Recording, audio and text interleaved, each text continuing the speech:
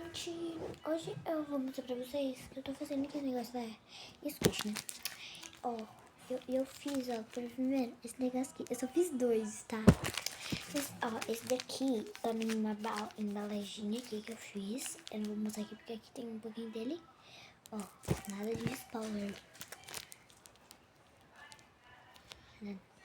Aqui, ó. Tem esses cupcake. Ai, olha, gente. É pra ser um cupcake assim, feliz, essas coisas. Isso aqui pareceu que é um cocô chorando, né?